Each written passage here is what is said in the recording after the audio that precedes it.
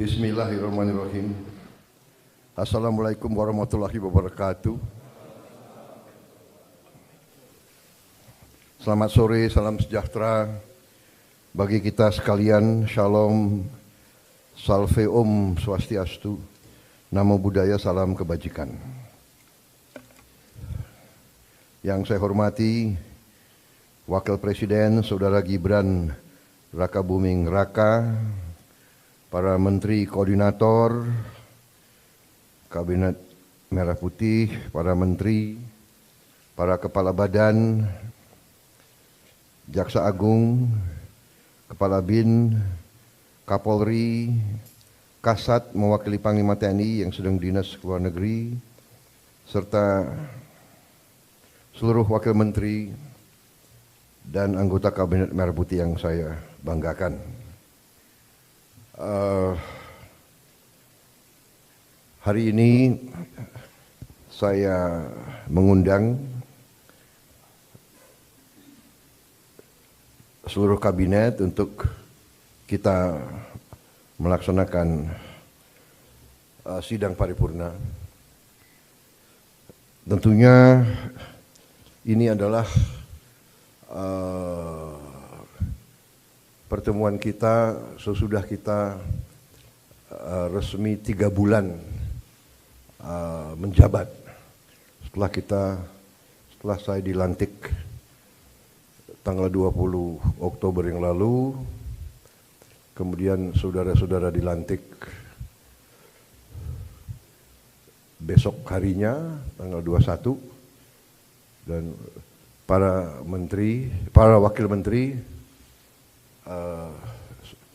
sorenya. Jadi kita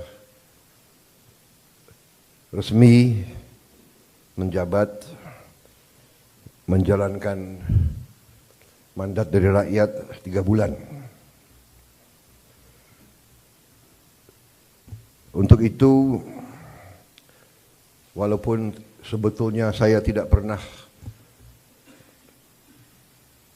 bekerja dengan target ratusan hari atau bulanan, tapi bagaimanapun itu merupakan suatu tonggak, suatu tahap yang kita selesaikan. Dan untuk itu saya kira secara objektif kita boleh bangga bahwa kita telah menunjukkan suatu hasil yang menuju kepada sasaran-sasaran kita. Saya apresiasi kerja saudara-saudara sekalian. Saya merasakan dan saya menilai kabinet kita sekarang bekerja sebagai satu tim. Saya merasakan ada suatu kekompakan, suatu kerjasama yang baik. Di sana sini tentunya masih harus kita perbaiki, itu wajar, ya. Tetapi yang saya rasakan adalah semua menteri, semua wakil menteri punya keinginan yang sangat keras untuk memberi hasil kepada rakyat. Itu yang saya rasakan. Dan saya ingin mengucapkan terima kasih kepada saudara sekalian. Demikianlah yang diharapkan rakyat kita. Kita berada di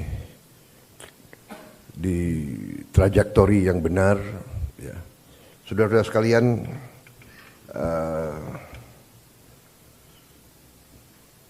saya tadi pagi kebetulan berjumpa dengan Profesor Emil Salim, seorang senior, usianya 94 tahun, berkali-kali jadi menteri. Ya, beliau menyampaikan pesan-pesan, menyampaikan harapan-harapan dan menyampaikan apa-apa yang beliau jadikan pegangan beliau. Inti yang saya kira saya tangkap dari beliau ingatkan bahwa seorang menteri adalah seorang pejabat negara. Berarti orientasi pengabdiannya adalah negara. Kita dari sistem politik kita adalah politik konstitusional, di mana politik kita dijalankan melalui partai politik. Kedaulatan rakyat dilaksanakan melalui partai politik, melalui perwakilan. Dan itu benar bahwa sistem konstitusi kita bisa dikatakan adalah sistem campuran. Presidennya dipilih langsung dari rakyat, presidennya memiliki wewenang-wewenang presidensial, tetapi parlemen, DPR memiliki wewenang pengawasan, wewenang anggaran yang sangat besar. Dengan demikian kita telah menjalankan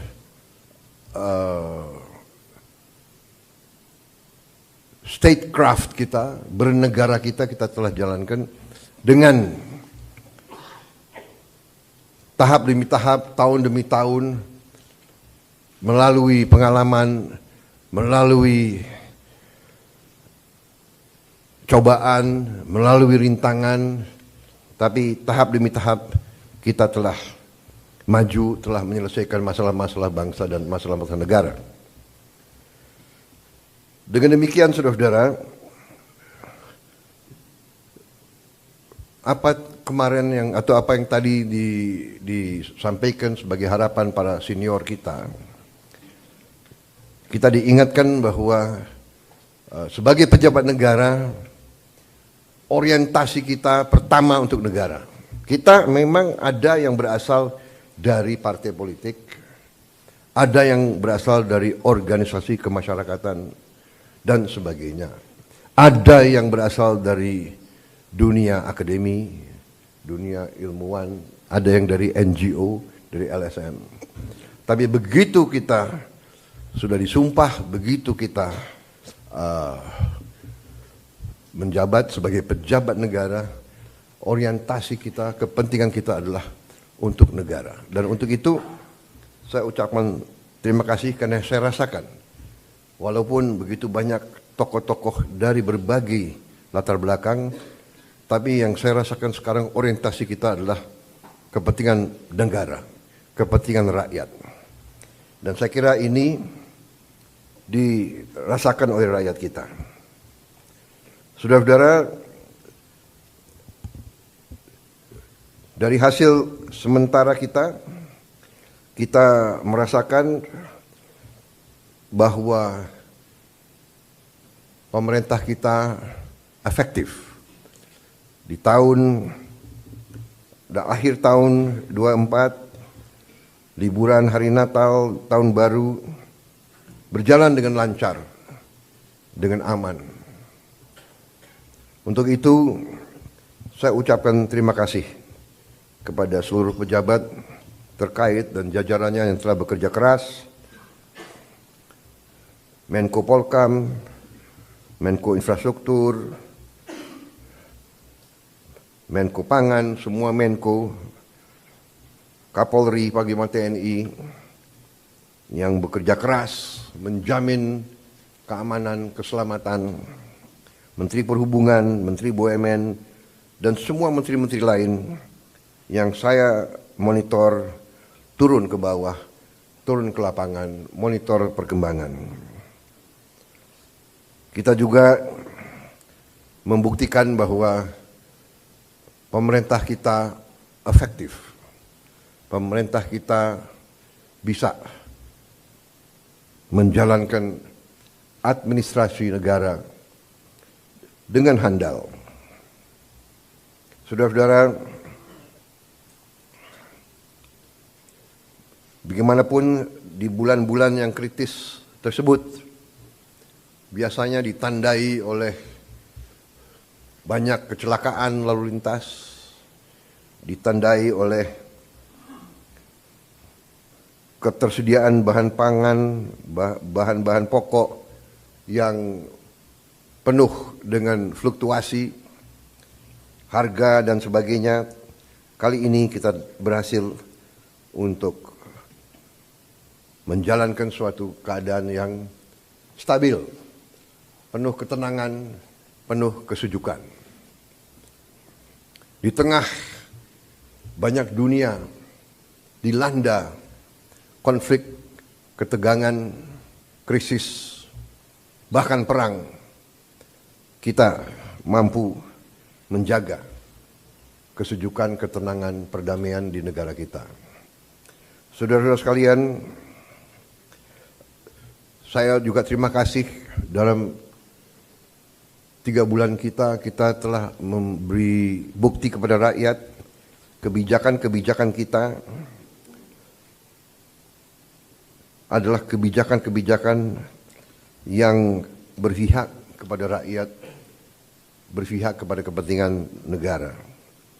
Yang pertama tentunya saya menyampaikan apresiasi kepada Menteri Keuangan dengan semua timnya yang telah menyusun APBN dengan baik, dengan cermat, kerja keras, karena saya terus-menerus monitor, saya terus-menerus menuntut penghematan, efisiensi. Saya menuntut keberanian memotong hal-hal yang tidak esensial. Saya tegaskan bahwa kriteria anggaran yang akan kita laksanakan, kriteria pertama adalah harus bisa menciptakan lapangan kerja. Sudah saya katakan berkali-kali. Kedua, harus meningkatkan produktivitas. Produktivitas ini harus bisa diukur dengan kuantifikasi. Berapa devisa yang dihasilkan? Berapa devisa yang dihemat?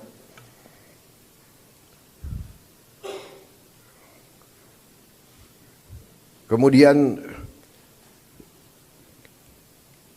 kriteria selanjutnya adalah harus mengarah kepada swasembada pangan dan swasembada energi. Kita harus mampu memberi makan kepada seluruh rakyat Indonesia.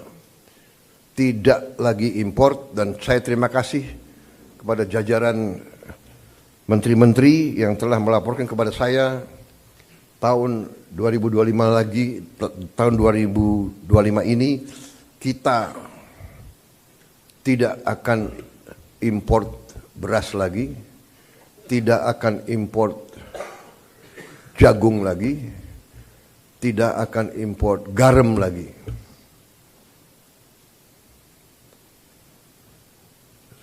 Artinya, target yang saya berikan kepada kabinet bahwa Indonesia kita harus swasembada pangan dalam waktu 4 tahun.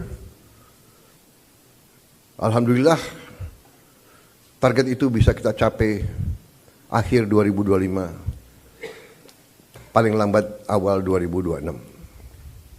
Jadi mungkin 3 tahun lebih cepat dari sasaran yang kita tetapkan. Artinya bahwa dengan niat baik, dengan kerja keras, ya, dengan orientasi kepada negara dan bangsa, kebijakan yang masuk akal akan membuahkan hasil yang cepat. Ini harus kita yakini.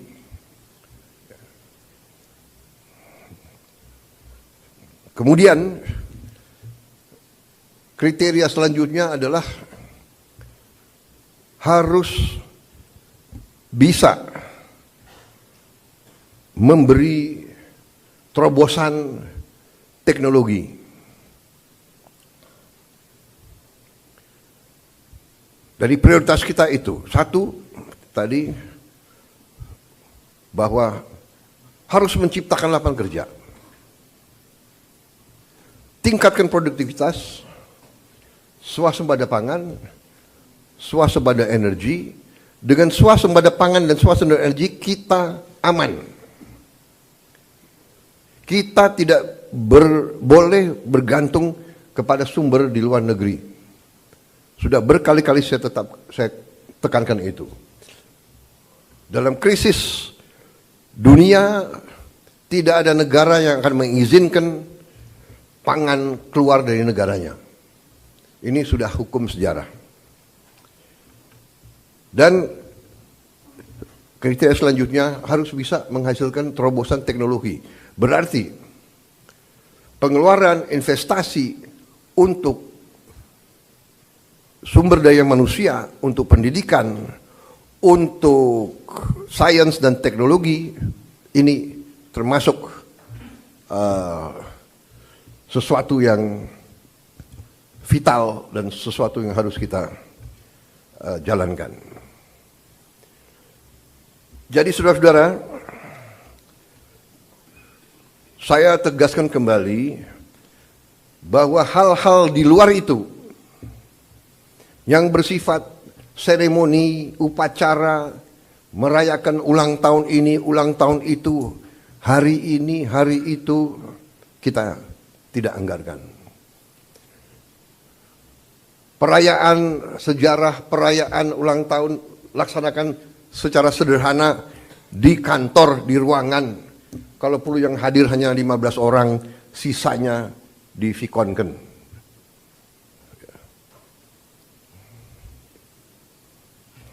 Perjalanan dinas dikurangi. Saya potong setengah. Dengan setengah kita bisa menghemat 20 triliun lebih. Kalau kita hitung 20 triliun, berapa puluh ribu sekolah, gedung sekolah bisa kita perbaiki.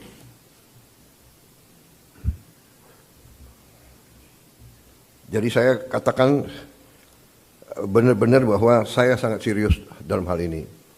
Saya minta loyalitas semua menteri, semua kepala badan untuk patuh dalam hal ini. Ya. Dan saya terima kasih kepada tim keuangan yang telah menjalankan penyisiran, kajian terhadap anggaran sampai serinci-rincinya. Kalau tidak salah, mungkin sampai satuan ke-9 kalau tidak salah. Mungkin pertama kali dalam sejarah, ya, Presiden Republik Indonesia mengecek sampai satuan ke-9. Jadi saudara-saudara pun mungkin tidak tahu anggaran-anggaran tersebut, ya. Karena kita sudah lama jadi orang Indonesia. Tapi ini saya kira sesuatu yang membanggakan. Dengan demikian kita bisa bekerja dengan sangat cepat. Saudara, program makan bergizi kita berjalan. Alhamdulillah, kita telah luncurkan tanggal 6 Januari yang lalu. Sampai sekarang berhasil melayani 650.000 anak-anak kita di 31 provinsi. Ini berkat kerja keras banyak pihak, ya, Kepala Badan Gizi, jajarannya, Mendagri, Menteri Pendidikan Dasar dan Menengah, Menteri Bappenas, Menteri Desa, Menteri BUMN, Menteri Kesehatan, Panglima TNI, Kapolri, para kepala sekolah, para gubernur, bupati. tentunya Menteri Keuangan, dan untuk Januari sampai April 2025, program ini sasarannya adalah 3 juta anak. Bulan April sampai Agustus 2025 akan menuju 6 juta anak. September kita harapkan 15 juta anak. Dan akhir 2025 target kita adalah semua anak-anak Indonesia bisa dapat makanan bergizi. Saudara-saudara, terima kasih kerjasama ini. Seluruh kementerian lembaga ikut mengamankan dan menyukseskan program ini. Kita akan bersinergi dengan pemerintah daerah, gubernur, bupati, wali kota, dan seluruh perangkat daerah. Saudara-saudara, ini adalah masalah strategis. Kita memperkuat masa depan Indonesia. Anak-anak Indonesia harus kuat, harus cerdas, harus semangat, harus sekolah dengan baik. Saya percaya dalam waktu yang tidak lama kita akan melihat peningkatan hasil kemampuan akademis anak-anak kita. Saya juga bertekad untuk melakukan langkah-langkah intervensi kepada semua sekolah di Indonesia.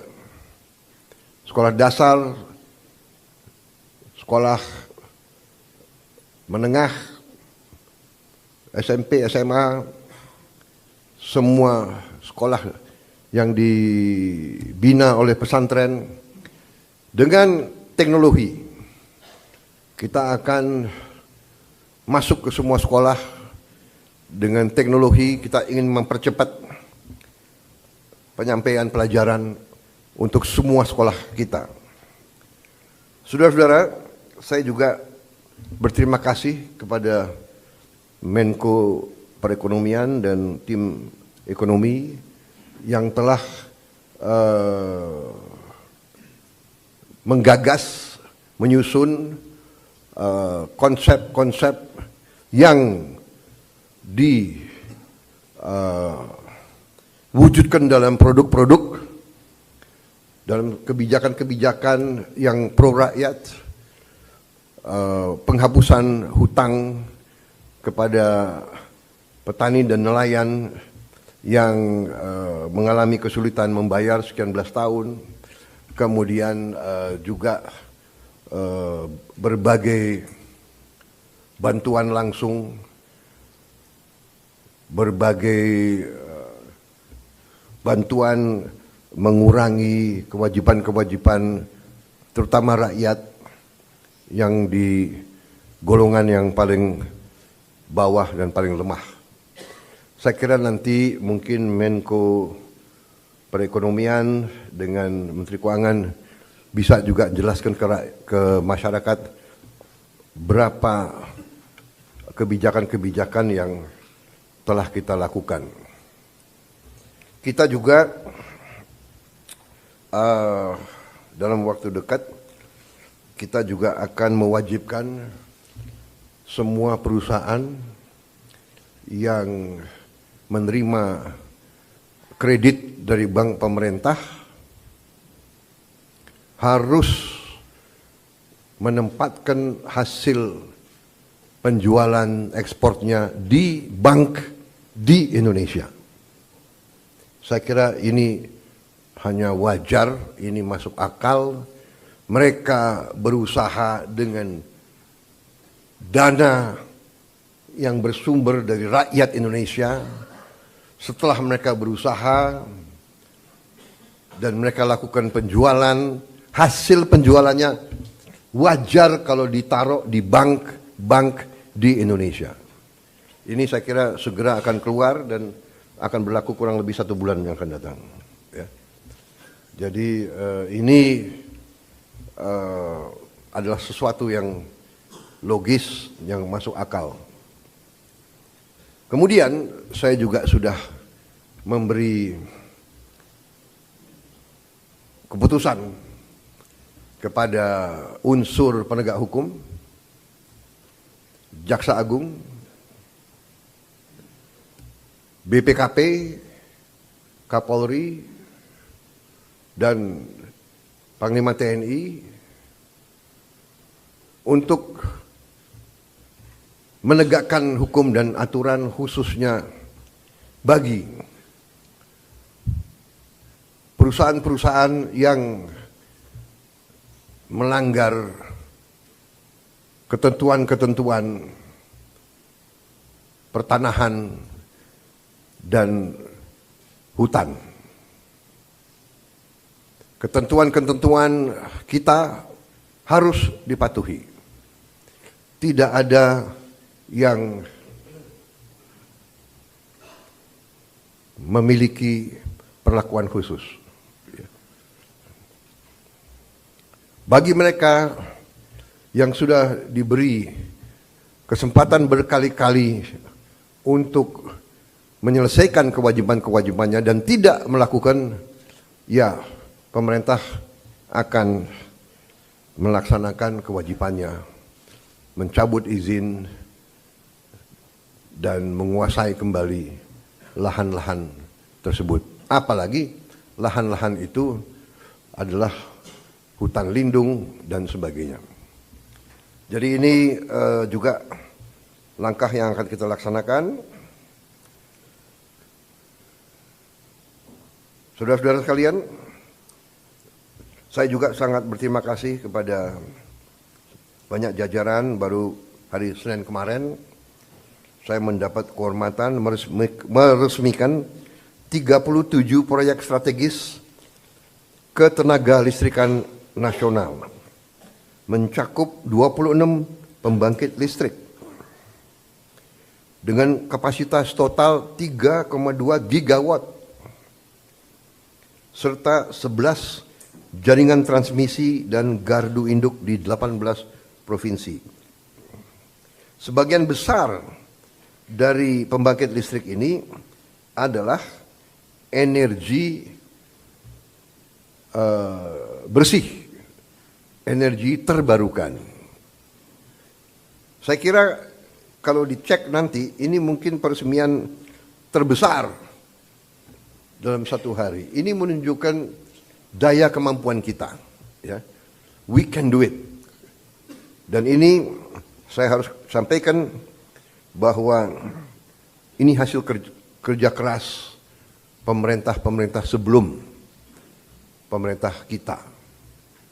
Jadi marilah kita selalu menghormati semua pihak, semua yang telah bekerja keras, pendahulu-pendahulu kita. Kita sampai di sini bukan seketika. Kita sampai di sini karena perjalanan jauh. Pembangunan suatu bangsa bukan pembangunan 1 tahun, 5 tahun, 10 tahun. Pembangunan suatu bangsa adalah puluhan tahun. Apa yang dirintis Bung Karno, kita nikmati sekarang. Apa yang diteruskan oleh Pak Harto, kita teruskan, kita nikmati sekarang. Demikian, presiden demi presiden, Pak Habibie, Gus Dur, Ibu Mega, Pak Jokowi, ini terus. Jadi, contohnya saya baru 3 bulan menjabat, saya sudah resmikan proyek yang dilaksanakan mulai 2015, bayangkan.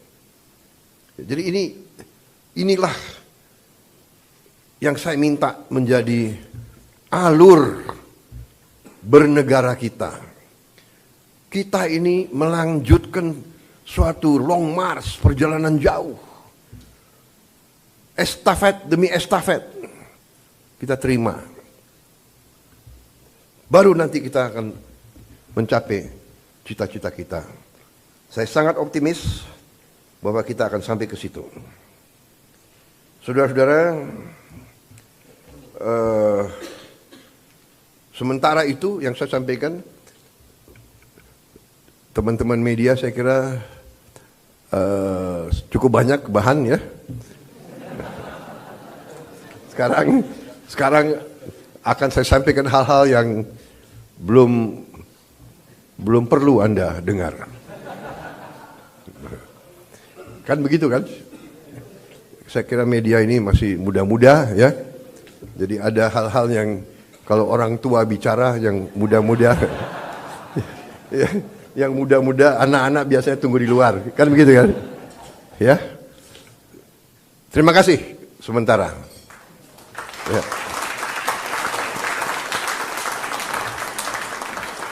Paling lama ini ya. Zaman Pak Jokowi sebentar ya di dalam.